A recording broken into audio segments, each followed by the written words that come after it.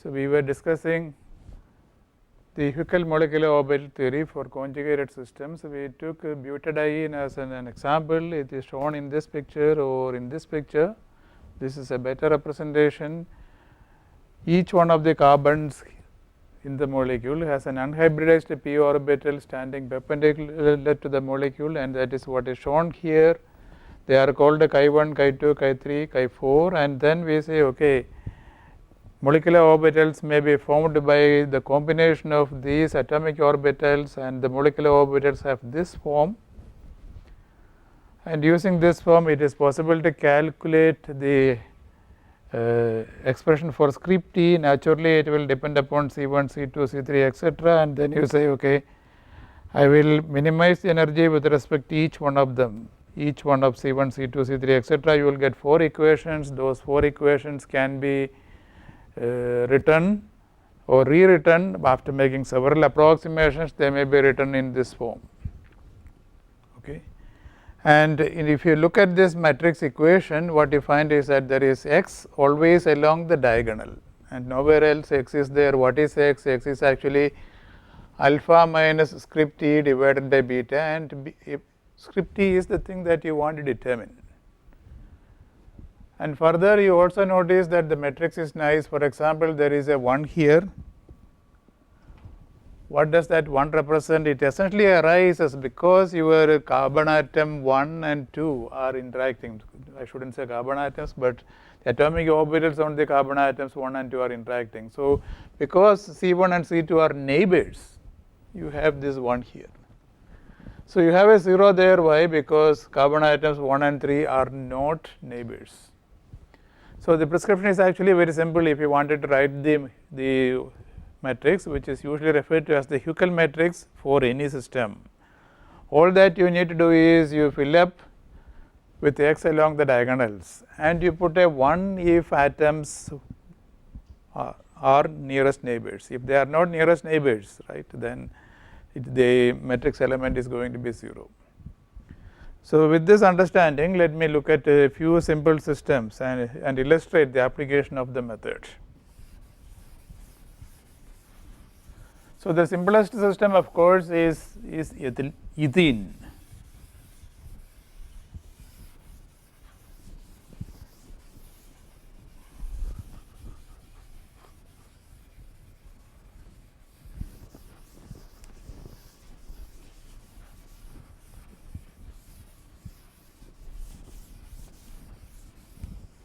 So, in the case of ethene, what happens is you have 2 carbon atoms only. So, the structure of the molecule is actually this.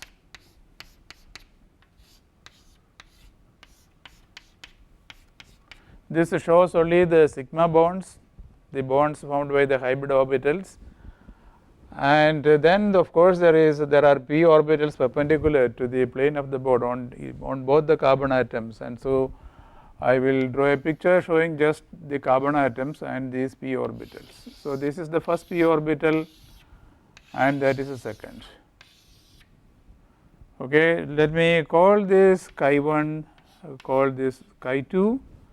So, the trial function that we will use is phi equal to C1 chi1 plus C2 chi2. Now, we can just write the Huckel matrix. What will be the Huckel matrix? It is going to be a 2 by 2 matrix. You remember the prescription, you have to put x along the diagonal. So, you will have a 2 by 2 matrix with x and x there, and the entry here is going to be concerned with the carbon atoms 1 and 2. This is 1, that is 2. So, 1 and 2 are neighbors. So, you are going to get a 1 here, you are going to get a 1 here, because 1 and 2, 2 and 1 are neighbors, and this multiplying C1, C2 must be equal to 0. And in order that C1 and C2 should be non-zero, what should happen is that the determinant of this matrix must be equal to 0. So, what is the determinant of the matrix? You can easily expand the matrix. Okay. Sorry, if you can easily expand the determinant, and what are you going to get? You are going to get x square minus 1 is equal to 0. and this means x may be equal to +1 or -1, right.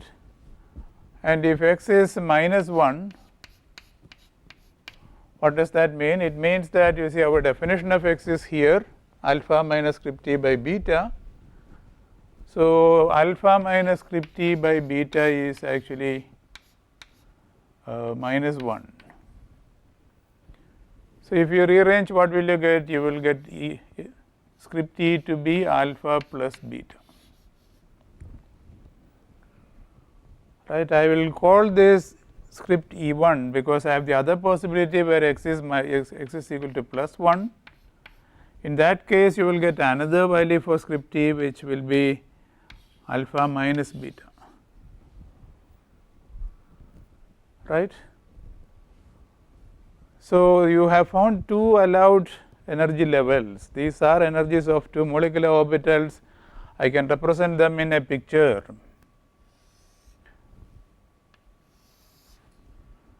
Well, the question is which one is lower? The answer is that this is lower. The reason is that alpha and beta are both negative, right. If you calculate alpha and beta, if you can calculate it, you will find that both are negative, and therefore, alpha plus beta is the lower energy and alpha minus beta is the higher energy. So, this is my epsilon script E1 and this is my script E2.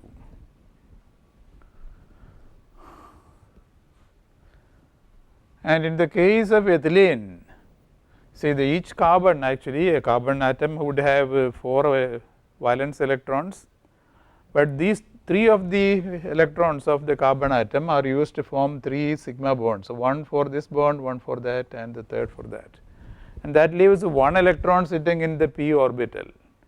So, right, each carbon has these unhybridized p orbitals, right. Each carbon has this p orbital, and it also, the carbon also contributes 1 electron to the pi system. So, therefore, the number of pi electrons that I have to consider in the case of ethylene or ethene is actually 2. And so, what will happen if we had 2 molecular orbitals? These 2 electrons will sit in this lowest, what I expect is bonding molecular orbital, fine. And then the next thing that I will do is I will calculate the molecular orbitals. How will I calculate that? When x is -1, right, I am going to put x is equal to -1 into this equation. So, if we put x is equal to -1, what will you get? The matrix equation will look like this.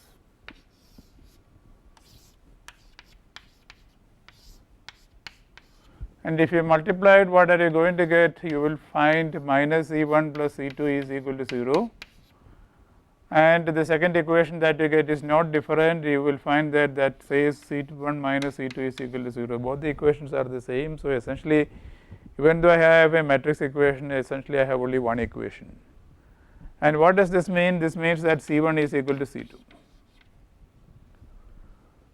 And therefore, what is my expression for the corresponding molecular orbital, right, phi? Phi would be actually C1 chi1 plus C2 chi2, but C2 is equal to C1. So, therefore, I can write this as C1 into chi1 plus chi2.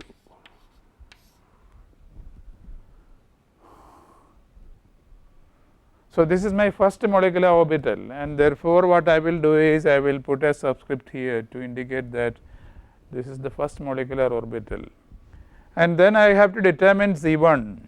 How will I determine Z1? Answer is very simple. I have to ensure that the orbital is normalized. So, that means I just take the square of it. Squaring is enough. It is not necessary to multiply it by its own complex conjugate, because complex conjugate is the function itself. So, D2, it should be equal to 1, right. So, now suppose I expand this, what is going to happen? I will get chi1 square D2 plus integral chi2 square D2 plus 2 chi1 chi2 ditto integrated. The whole thing must be equal to 1. This whole thing should be equal to 1, but then chi1 is normalized, chi2 is normalized. Chi1 into chi2 integrated over the entire space is actually the overlap integral, but remember in Huckel theory you neglect the overlap integral, you say that it is equal to 0. So, to be consistent with that, this is going to be taken to be equal to 0. So, you are going to get C1 square into 1 plus 1 equal to 1, which is the normalization condition, implies that C1 must be equal to how much? C1 must be equal to 1 by root 2. So, therefore, this orbital phi 1 is actually 1 by root 2 times chi 1 plus chi 2.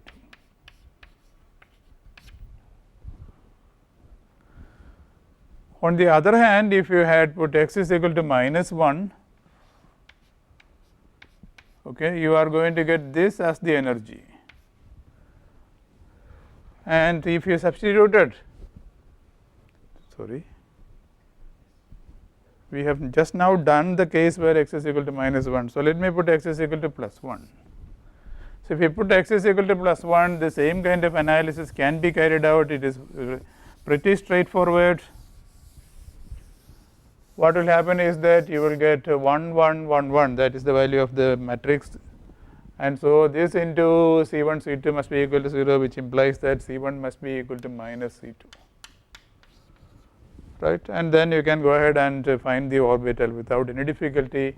You will find that that orbital is phi 2 equal to 1 by root 2 chi 1 minus chi 2. Right. So, as expected, actually this is a bonding molecular orbital, that is an anti-bonding molecular orbital. So, how will I represent these orbitals pictorially?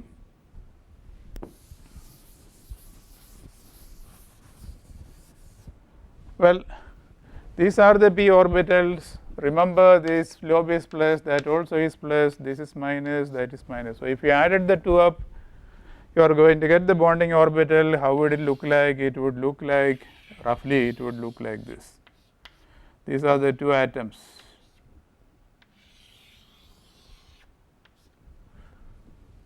Correct. The two lobes are equivalent, and you should also remember that this orbital has a nodal plane. This is a nodal plane. Then to get the other orbital, what you should do is you have to multiply the second one with a minus 1. So, therefore, this lobe will become negative and that will become plus, and then you just add. You will get the second orbital, and obviously the second orbital would look like this.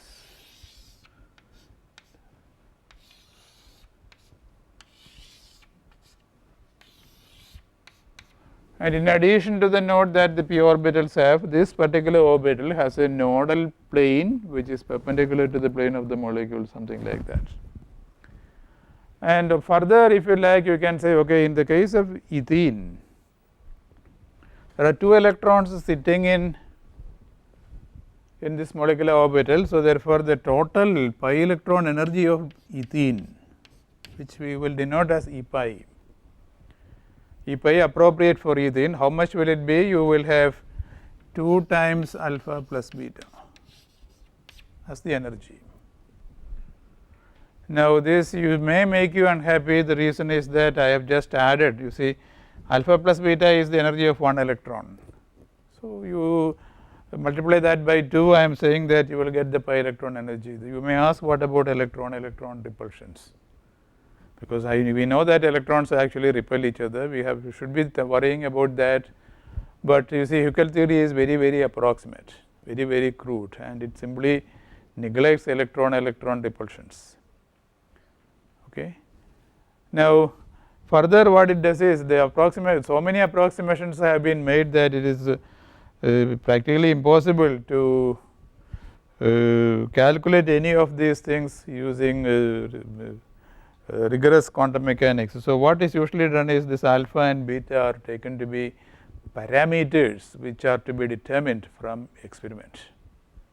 Right, you adjust their values in such a fashion that there is best agreement with experimental values.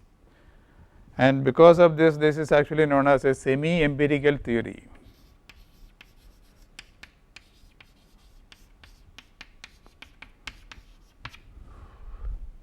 And in most applications that one makes, the value of alpha itself is not needed, because you see usually what will happen is that you will calculate energy differences and compare with the experiment.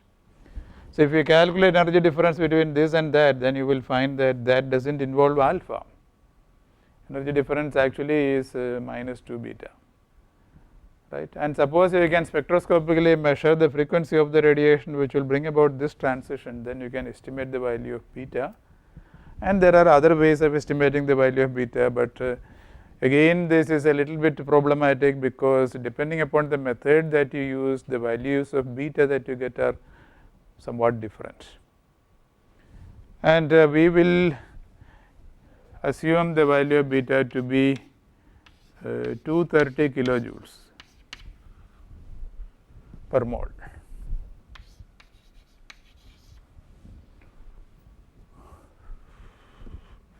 So, now suppose I think of the next system.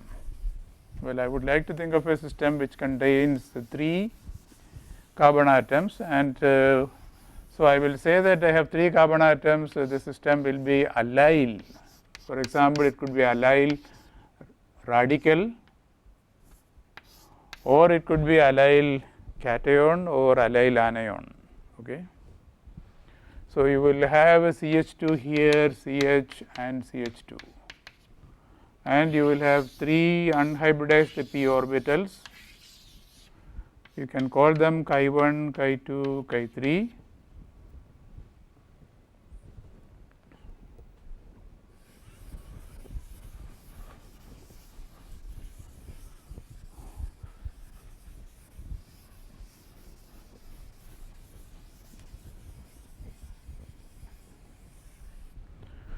And what will be the Huckel matrix? Naturally, the Huckel matrix will be a 3 by 3 matrix.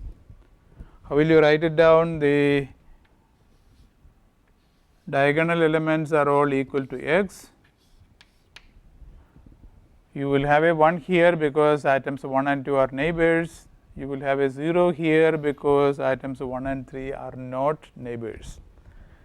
Here again you will have a 1 because 2 and 1 are neighbors. Then here you will have a 0 because they are not neighbors. Then this is 1 and that also is 1. So, this is the structure of the Huckel matrix. C1, C2, C3 must be equal to 0. Okay. And then what will you say? You will say that the determinant of this matrix must be equal to 0. The determinant of this matrix must be equal to 0.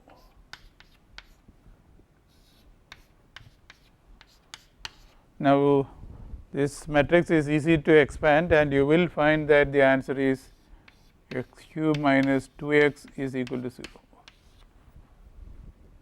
If you expanded the matrix, sorry, if you expanded the determinant, you will find that it is x cube minus 2x, which may be written as x into x square minus 2 is equal to 0.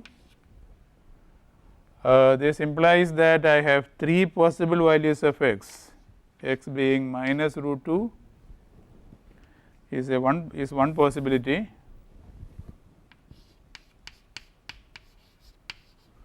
The next possibility is x is equal to 0, and well, let me put x is equal to plus root 2 first, then x being equal to minus root 2. So, then I will have to say that alpha minus script t by beta is minus root 2, which you can easily find. The solution, you will find that the corresponding energy is script E1, which is alpha plus root 2 beta. Right, you just put this minus root 2 in here and then rearrange, and you will find that script t must be equal to so much. If x is equal to 0, you will find that the energy level is actually epsilon script E2, which is equal to alpha. And if x is equal to root 2, you will find the next energy level script E3, which is alpha plus, alpha minus root 2 beta. So, you will find that these are the 3 allowed energy levels of the system. So, you can represent them in a picture. Okay.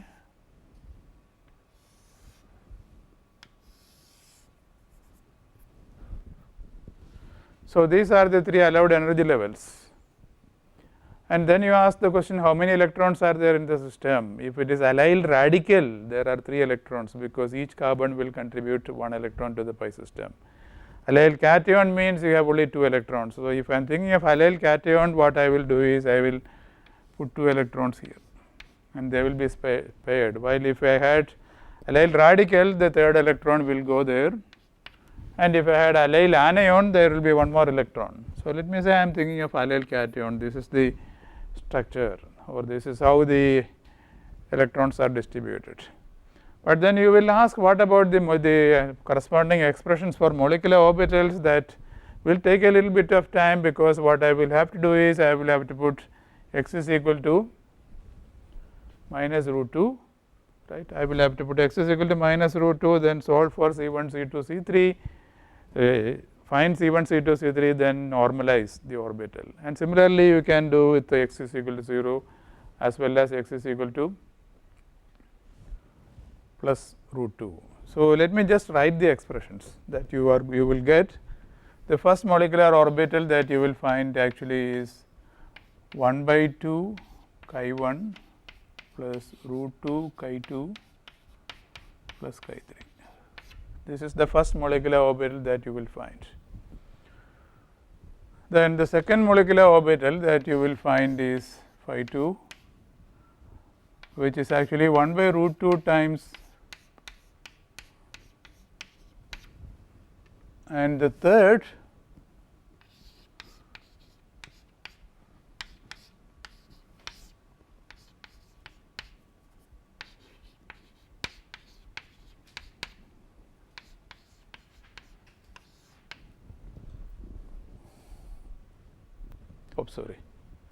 made a mistake.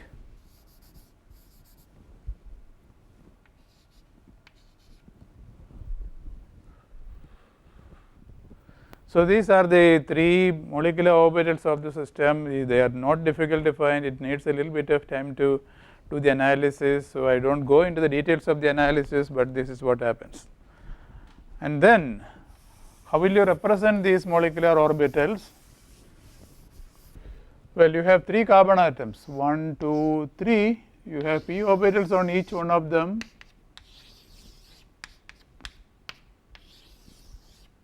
Okay. And if you are concerned with the first molecular orbital, you can see that they are simply being added up. But you also notice that the second orbital has a lot of importance, because it is coefficient is square root of 2, while the coefficients of the other 2 are just unity. So, therefore, this is more important, this orbital is more important, and therefore, what will happen? The molecular orbital will have more value near that atom, near the second carbon atom. So, if I wanted to represent it in a figure, okay, these are the 3 carbon atoms C1, C2, C3. The way to represent this orbital will be something like this. Notice that I have put more this size for the second carbon atom, right. This is essentially because the coefficient is root 2 there from that carbon atom. Now, if you looked at the second one, you find again something very surprising. Why? Because there is no contribution from the second carbon. So, how will you represent this? Well, chi 3 is occurring with a negative sign. So, naturally this is plus and that is minus, but chi 3 occurs with a negative sign. So, you have minus and plus. Obviously, there is a node here. The lowest one, you see, it has only one node, which is the plane of the molecule. This has 2 nodes, one is the plane of the molecule and the other is a plane like that, and there is no contribution from the second carbon atom, and it is as if you see you have two separate atomic orbitals. This actually resembles two separate atomic orbitals, and you would expect that there is actually no stability for the system caused by the formation of this molecular orbital, because you see, if there was a contribution from the second carbon atom, then you could have thought that maybe the system is getting more stable or less stable, but that doesn't happen, and that is the reason why the energy of this orbital is just alpha. What is alpha? Alpha is the energy. Remember, alpha was our H11, for example. That is just the energy of an atomic orbital. Right? So here there is no interaction essentially between these two lobes, and therefore the energy is unaffected. The energy is just equal to alpha. While here, of course, there are interactions. There are attractive or stabilizing interactions, and that is why the orbital has a low energy. Now, if you look at this orbital, you will conclude that this is not a stabilizing orbital. In fact, this is a bonding MO. This one is anti-bonding, and the middle one you refer to it as a non-bonding. This is not actually involved in any bond formation. Okay. And now if I drew the third one, how will I represent it? Well, there again the contribution of the second atom is more, but it occurs with a negative sign. So therefore, how will I represent it? Well, this is plus, that is minus, this also is plus, here is minus, but the middle one, you have to multiply it by minus root 2, and therefore that is how it would appear. This value of beta, let me keep it somewhere else.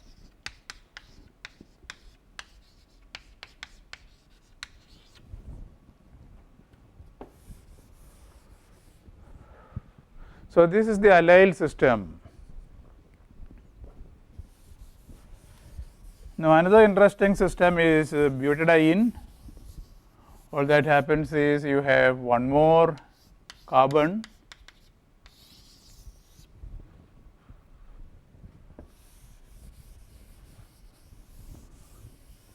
and so the Huckel matrix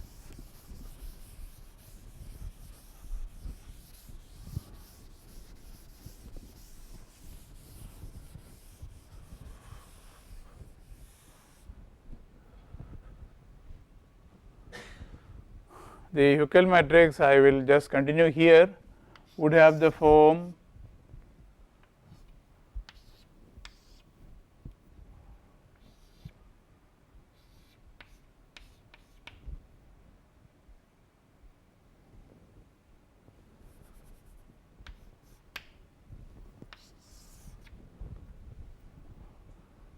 this will be the Huckel matrix, this into C1, C2, C3, C4 is equal to 0, okay, and then you have to expand the determinant, you have to evaluate the determinant. Well, I'll just show you my PowerPoint presentation on this, on the things that I had been saying. Well, this has lots of information, this PowerPoint presentation. First is ethylene, we have already discussed it, that is the Huckel matrix. X square minus 1 is equal to 0 is the determinant being put equal to 0, then x is equal to plus or minus 1. This means that you will get epsilon 1 which is equal to alpha plus beta, then you will also get epsilon 2 which is alpha minus beta. And as I told you, beta is approximately 230 kilojoules per mole. These are the molecular orbitals phi 1 and phi 2, and the expressions for them are also here. Phi 1 is given by that, while phi 2 is given by that expression. We have already done this. Then allyl system again, that is the Huckel matrix. If you put the determinant equal to 0, you will get the solutions which are shown here. You have 3 solutions, and corresponding to that you have 3 energy levels. First energy level and the corresponding molecular orbital are shown here. second energy level and the corresponding molecular orbital, third energy level and the corresponding molecular orbital. We have again discussed all this. Then if you think of butadiene, this is the Huckel matrix. Expand the Huckel matrix, you will get this equation, x to the power of 4 minus 3x square plus 1 is equal to 0. You can solve for the values of x, you will find that these are the values of x, right, minus 1.618 minus 0.618 plus 0.618 and 1.618. So, these actually will give you 4 energy levels, which may be denoted as epsilon 1, epsilon 2, epsilon 3 and epsilon 4. What are their values? They are actually alpha plus 1.618 beta, alpha plus 0.618 beta, alpha minus 0.618 beta and alpha minus 1.618 beta. And the corresponding molecular orbitals you can calculate, you will find that these are the corresponding molecular orbitals. We will look at the molecular orbitals in a second, but before we do that, let us look at the energy levels of the system. These are the 4 allowed energy levels. And in the case of butadiene, right, 4 energy levels are shown here. These are the energies of the molecular orbitals.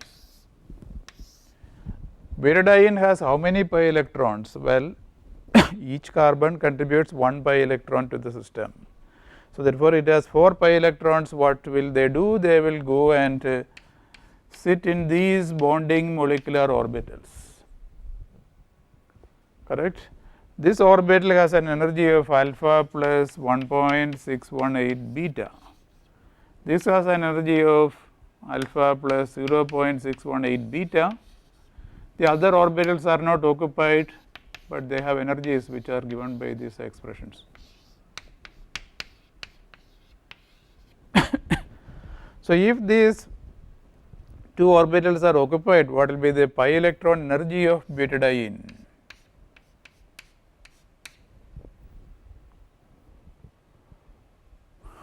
Well, you will have to multiply this by 2, this also by 2 and then add them up. If you did that addition, you will find that the answer is 4 alpha plus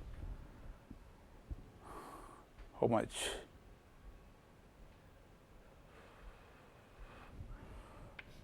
Well, maybe I should do the addition 0.618 into 4.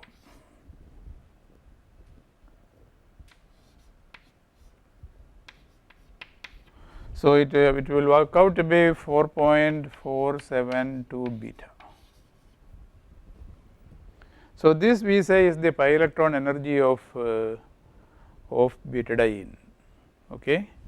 Now,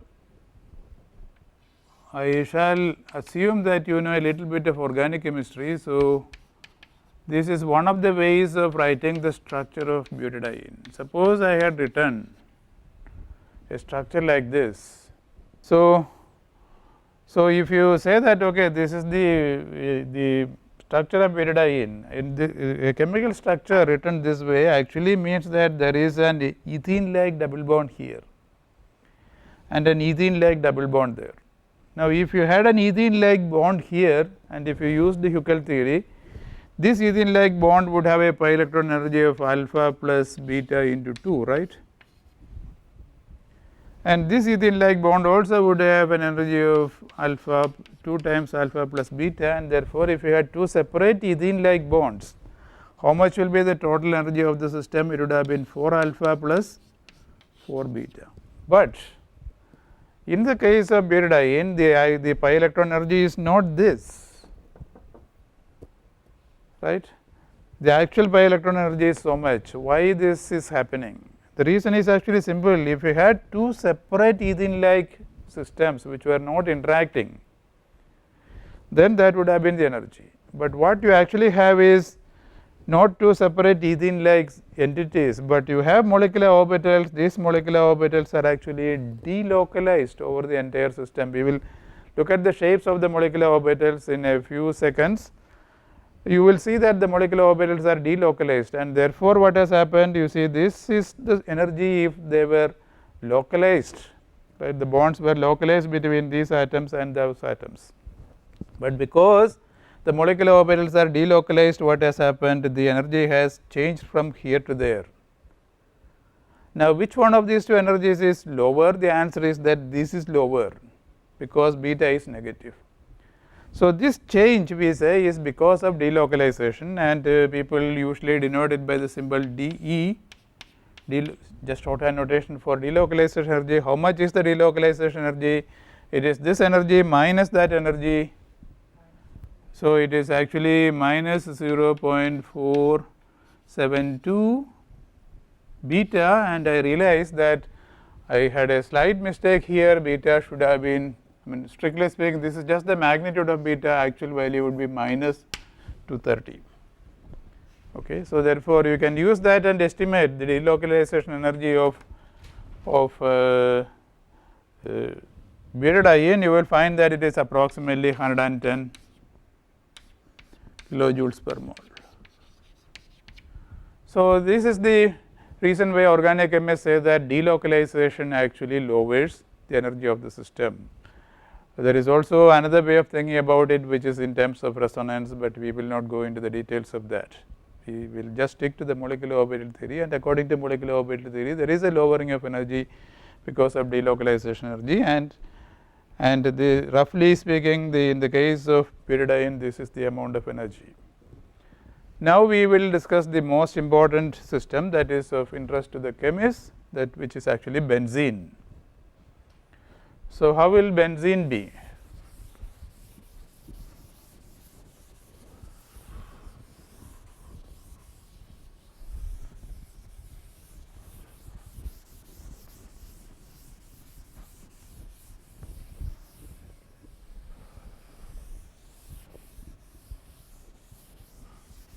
Well, before I go into benzene, I did promise that I shall talk about the molecular orbitals of butadiene. So, let me just look at the molecular orbitals.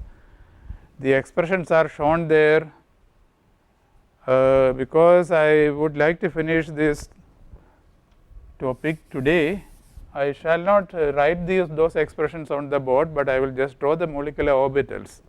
The molecular orbital phi 1, for example, if you look at this, you see this is carbon 1, carbon 2, carbon 3 and carbon 4, and if you looked at the expression, you will find that all the orbitals are occurring with positive sign. Not only that, the middle two atomic orbitals have a larger weightage. So, how will you draw this? Answer is actually quite simple.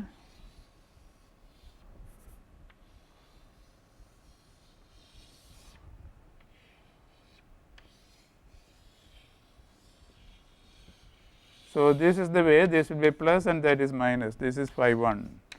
In a similar fashion, you can look at the coefficients and make plots of the other molecular orbitals. Let me just draw them.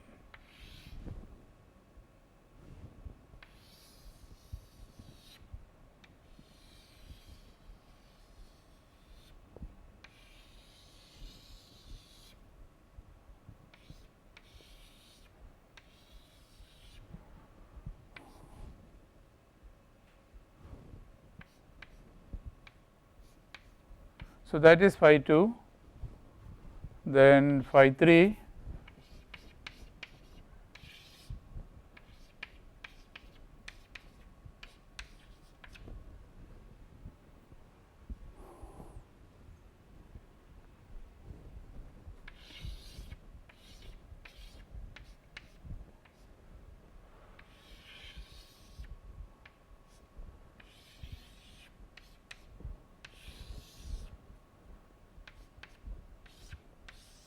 so this is phi 3. I mean, this you can draw by just looking at the coefficients and then making appropriate analysis. And finally, phi 4.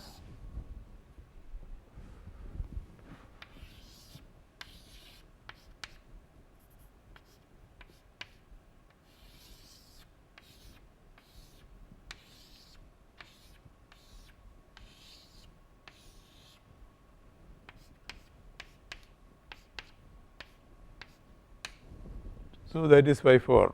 I mean, these things can be easily drawn by just looking at the expressions for the molecular orbitals in terms of the atomic orbitals. So, having seen that, we will discuss benzene. So, in the case of benzene,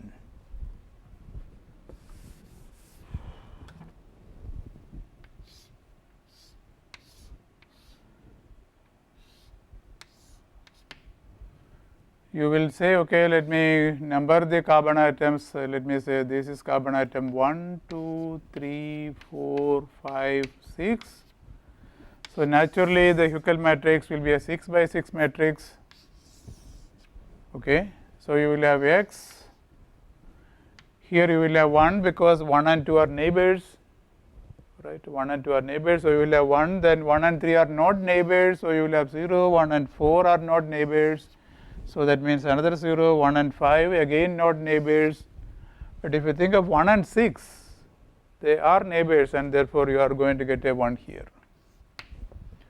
Then you can continue like this, you will get 1x1 0 0 0, 0 1x1 0 0, 0 0 1x1 0, and 0 0 0 1x1, and finally 1 0 0 0 1x. This is the Huckel matrix. Fine. And you of course will say that, okay, this multiplying C1 into C1, C2, C3, C4, C5, C6 is 0. And then you will have to put the determinant of the matrix equal to 0. So, if you did that, you will get an equation. Okay, this is the Huckel matrix. Okay, that is the Huckel matrix. You expand the determinant of the matrix, put it equal to 0, then you will find that this equation, it looks complex, but it can be written in this simple factored form. And what does this mean? This means that you have different solutions. What are the solutions? X is equal to minus 2 is a possible solution.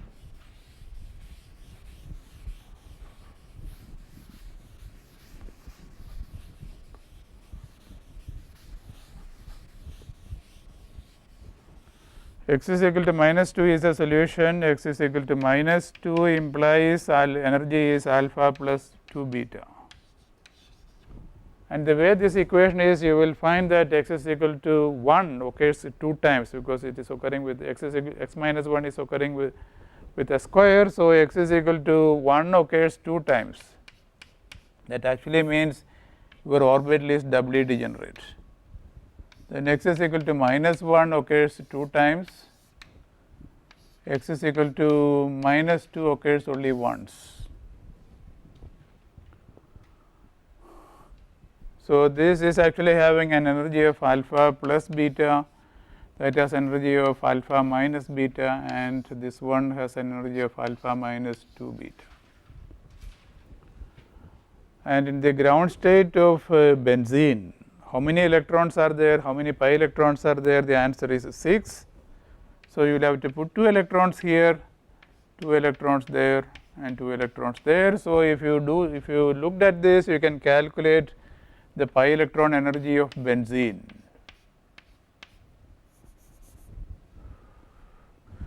What is the pi electron energy? You multiply this by 2, because there are 2 electrons here, you multiply alpha plus beta by 4 and then add. If you did that, you are going to get 6 alpha plus 8 beta as the pi electron energy of benzene.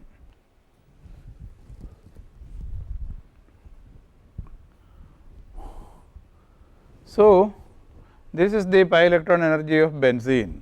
Now, in comparison, suppose I say I have a chemical structure where I shall represent the structure something like that, and this means what? 3 separate ethene-like units. Each ethene-like unit has an energy, pi electron energy of alpha plus 2 times alpha plus beta, right. This is the energy of one ethene-like system. So, you multiply this by 3, right, you are going to get 6 alpha plus 6 beta. So, if you had separate ethene-like units which are not interacting with one another, then the energy would have been 6 alpha, sorry, yeah, it would have been 6 alpha plus 6 beta. And if you compare these two, what is the conclusion? The conclusion is that delocalization of the molecular orbitals, right, delocalization caused by the formation of molecular orbitals actually has lowered the energy of pi electron energy of benzene. And how much is the lowering? You find the difference between the two and you conclude that the lowering is actually minus 2 beta, and beta has a value of minus 230 kilojoules per mole. So, this works out to be roughly 460 kilojoules per mole. And this value is quite large, and this is the reason why benzene is extra stable, and in fact, this is a molecule that you refer to as being aromatic. Now, the molecular orbitals of benzene, I shall just show the expressions. The expressions are here. Okay, they will take time to compute. So, we will not do the computation, but I will show you a nice picture which shows these molecular orbitals. So, this is the where the molecular orbitals are. In fact, I should say that this particular picture is taken from the web, right.